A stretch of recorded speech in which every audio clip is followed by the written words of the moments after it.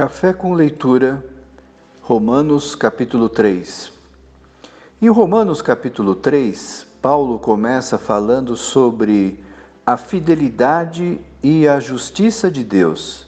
Ele afirma que elas são independentes da nossa opinião e comportamento. Na verdade, a nossa injustiça e pecado confirma a fidelidade e justiça de Deus. A partir disso, o apóstolo mostra que não há nenhum justo. Toda a humanidade pecou e isto a torna culpada e sem nenhum mérito à glória de Deus. Em seguida, Paulo mostra que a prática da lei não pode salvar. Justamente nossa incapacidade de obediência irrestrita à lei torna este um caminho impossível de ser seguido.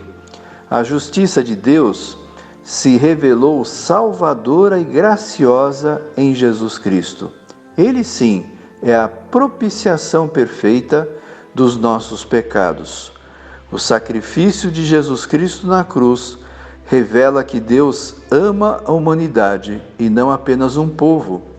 Em Romanos 3, versículo 9, Paulo perguntou: "Que concluiremos então? Estamos em posição de vantagem?" Como evidência de que os judeus não têm posição preferencial, Paulo afirmou que havia anteriormente posicionado tanto judeus quanto gentios, estando sob o poder e controle do pecado e sob a condenação que resulta dele. A acusação foi primeiro para os gentios e depois judeus, para validar sua acusação de que todos estão sob o pecado. Paulo citou em Romanos 3, de 10 a 18, 6 passagens do Antigo Testamento. A parte da habitação do Espírito Santo, as pessoas não podem exibir esse fruto se não terem o Espírito.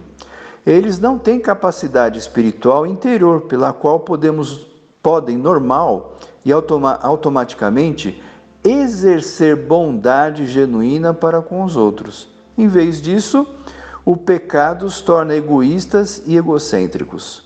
Embora Paulo não tenha citado o Salmo 14:2, o Senhor olha do céu para os filhos dos homens, esse versículo é significativo, pois o que se segue nesse salmo é a acusação de Deus contra a humanidade.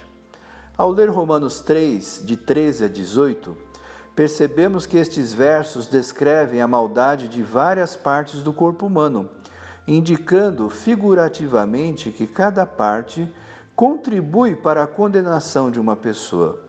Tudo isso está resumido nas palavras de Paulo: não há temor de Deus diante de seus olhos. Temer a Deus, isto é, reverenciá-lo por meio de adoração, confiança, obediência e serviço, é a essência de uma pessoa piedosa alcançada pelo Senhor. Portanto, para um judeu, não temer a Deus era o cúmulo do pecado e da tolice. Mas o simples fato de ser judeu não representa que ele tenha a garantia dos seus pecados perdoados. Apenas pela fé em Jesus Cristo isso pode acontecer, tanto para o judeu como para o gentio.